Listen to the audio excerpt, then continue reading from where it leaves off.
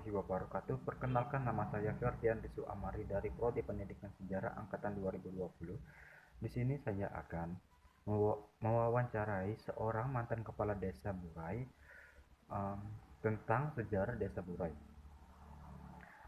Baiklah, sebelum itu saya ingin memperjelas desa Burai adalah salah satu desa tertua yang ada di uh, Kabupaten Ogan Ilir. Desa Burai ini terletak lumayan jauh dari pusat kota, melewati hutan-hutan dan lahan-lahan pohon karet. Di Desa Burai ini, pada dulunya, untuk akses masuk ke dalam desa itu menggunakan perahu, tetapi sekarang sudah ada akses darat. Em, Rata-rata pekerjaan di Desa Burai ini yaitu menukang, petani, maksud saya pekebun, kemudian peternak, nelayan, dan em, beberapa juga ada yang membuka warung di sana. Untuk sekarang, Desa Burai ini sekarang sudah menjadi desa wisata warna-warni. Em, Mari kita lanjut ke video wawancaranya. Baik, sekarang saya sudah bersama Pak Firmansyah. Di sini, ya, beliau adalah mantan kepala Desa Burai. Di sini kami akan membahas sejarah Desa Burai. Mungkin bisa dijelaskan Pak sejarah. Baiklah, kalau pertama nama Desa Burai itu adalah dibuat oleh karena mungkin pada waktu itu Desa Burai yang berada di Kecamatan Tanjung Batu ini adalah mempunyai lokasi yang begitu jauh masuk ke dalam. Makanya kalau dalam bahasa Burainya itu buri, artinya belakang. Nah, itu di belakang itu dari nama sejarah itu menurut pernah cerita-cerita yang kami dengar dari para orang tua, para sesepuh, ya, Desa Burai yang sekarang tidak ada lagi, yang sudah almarhum. Nah, sebenarnya Desa Burai ini di tahun lebih kurang saya pernah mendapatkan sebuah kutipan, sebuah buku.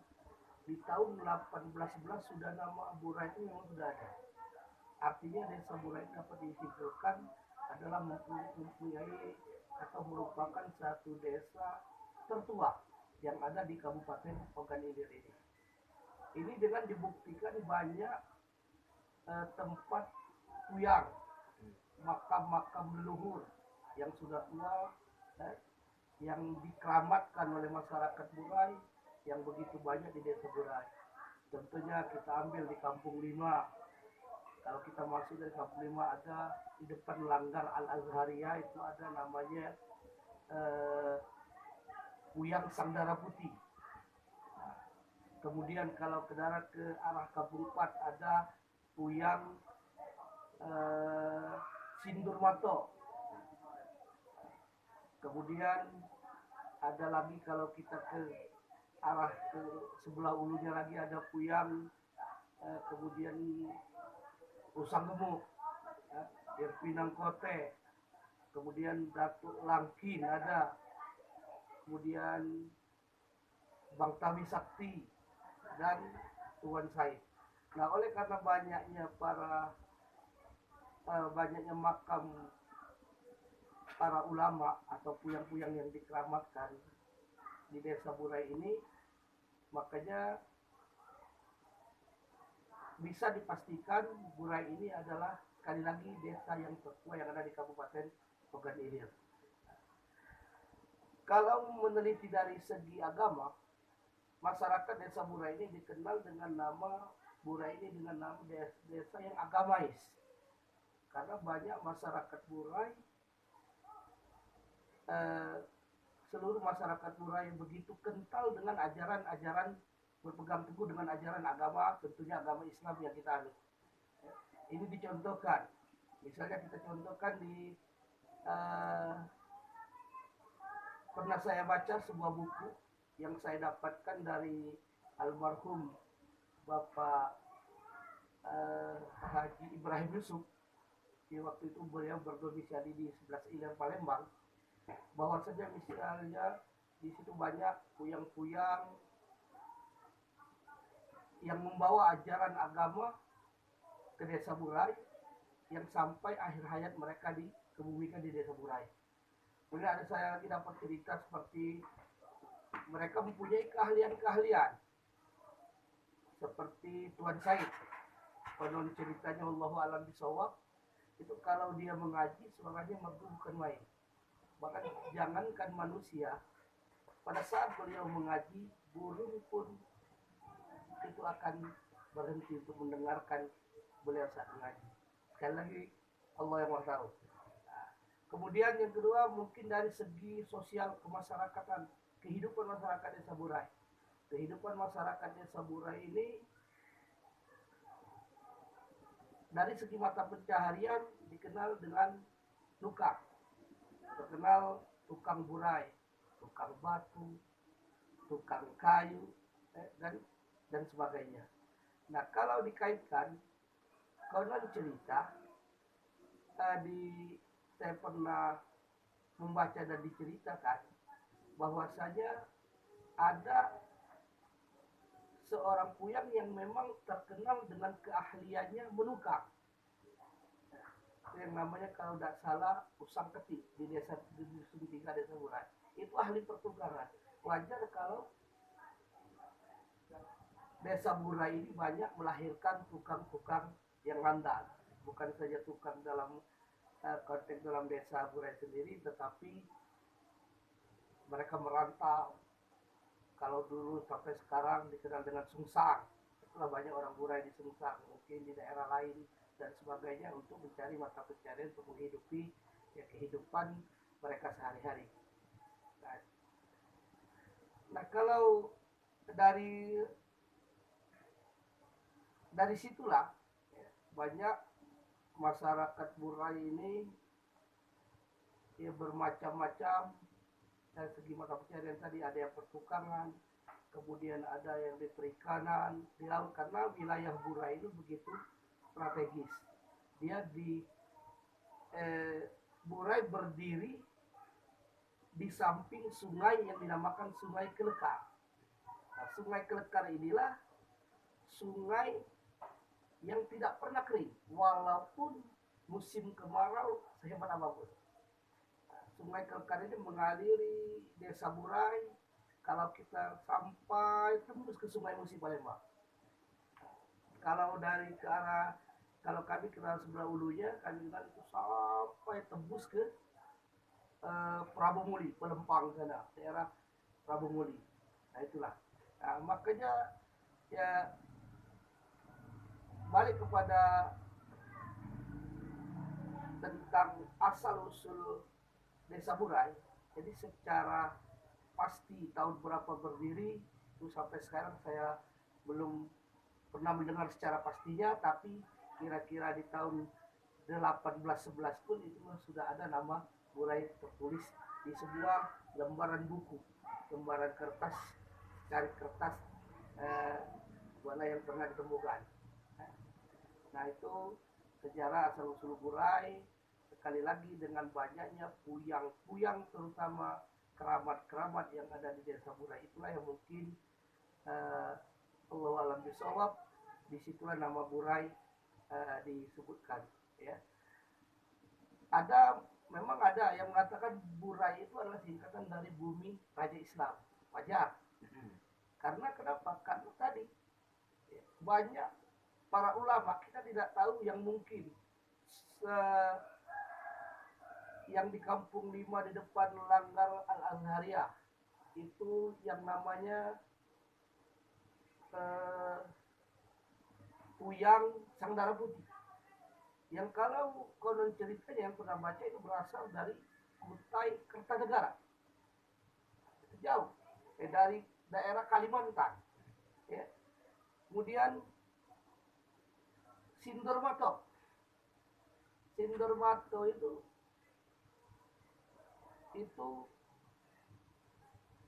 berasal dari Padang, sesuai apa, sesuai dengan namanya Sindermato itu dari Padang. Nah itu kalau menurut almarhum Wanda Haji Ahmad Syarkati yang sudah lama meninggal, waktu itu saya kecil, beliau pernah cerita, itu kalau pada ceritanya yang namanya Sindermato ini adalah seorang pahlawan di zaman Belanda. Kalau dia mengangkat pedangnya, orang Belanda bisa lewat. Orang Belanda bisa lewat. Nah, kenapa Wak? Ya, orang Belanda tidak bisa lewat. Kok pas dia ngangkat pedang, tanah itu merah panas.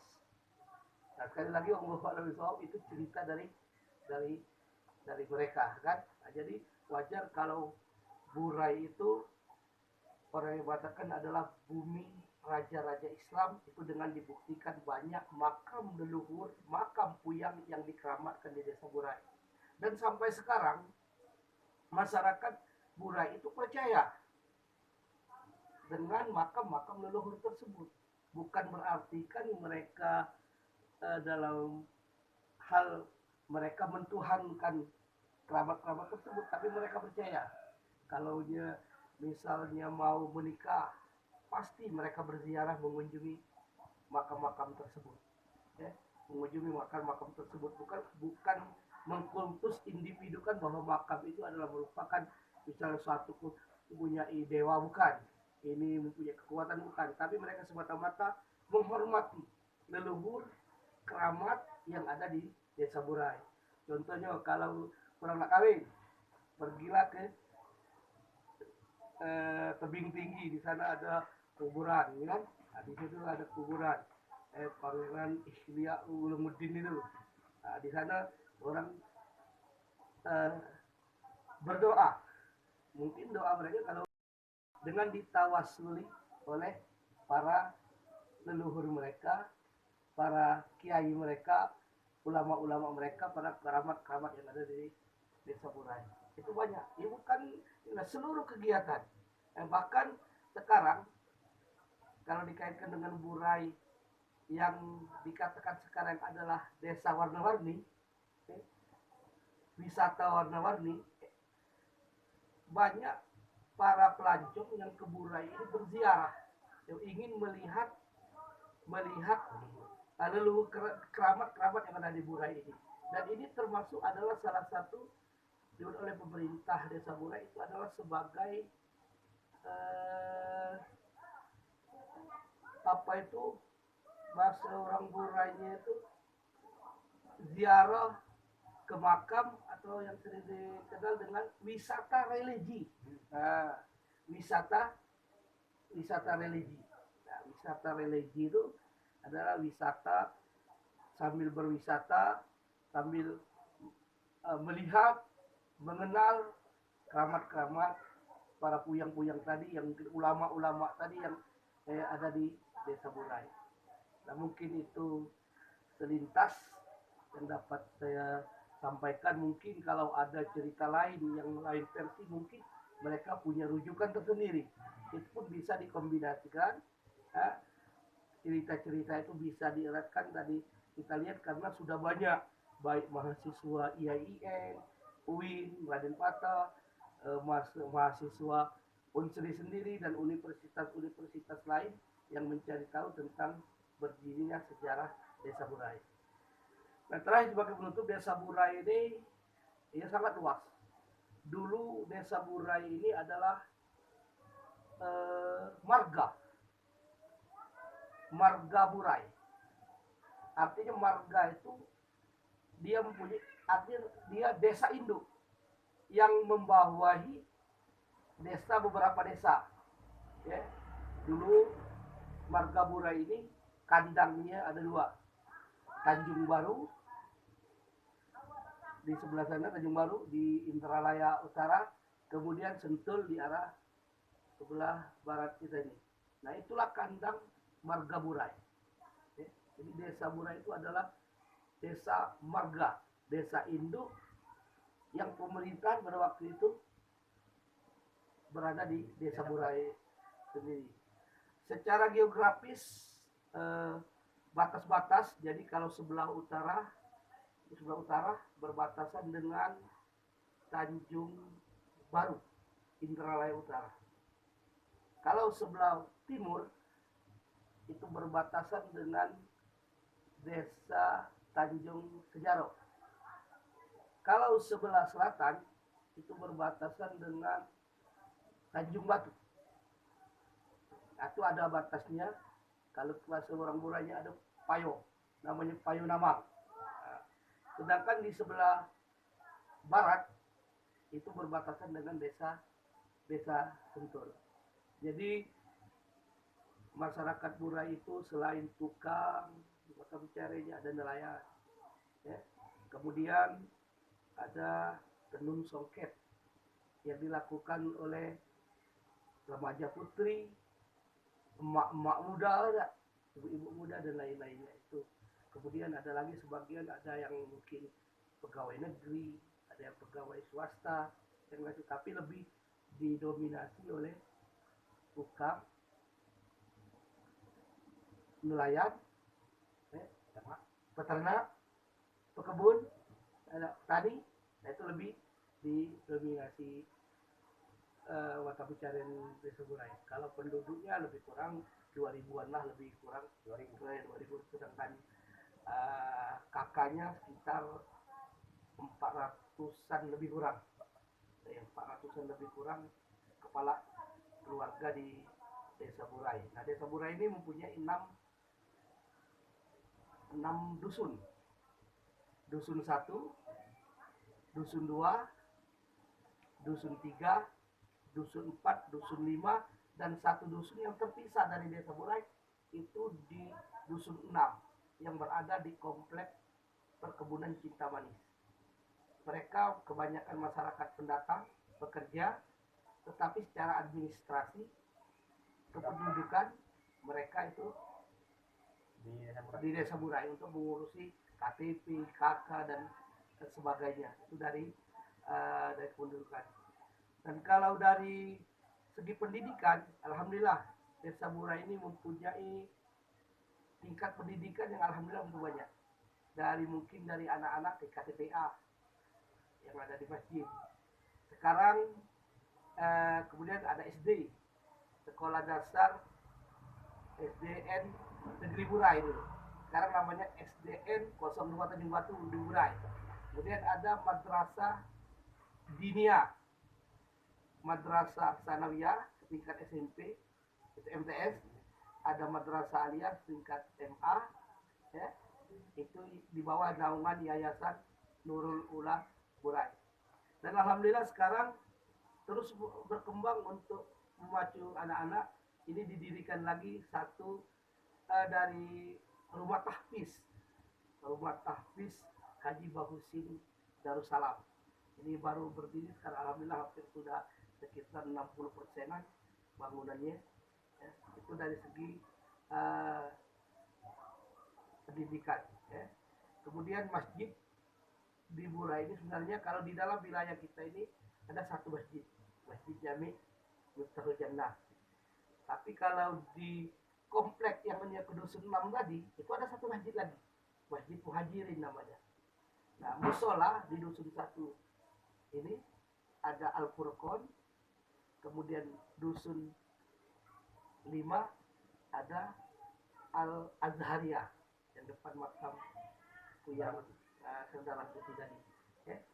Kemudian ada lagi yang baru bakal berdiri itu tadi musola yang langsung rumah tahfiz, yang rumah tahfiz Haji Bahusin Darussalam, langsung dari musola akan dijadikan musola dan tempat anak-anak untuk menghafal Al-Quran. Ya. Nah, jadi itu sekilas tentang Desa Burai yang dapat kami sampaikan. Kenapa kami bisa berbicara begini? Karena kami pernah menjadi salah satu pemimpin misalnya di tahun 2008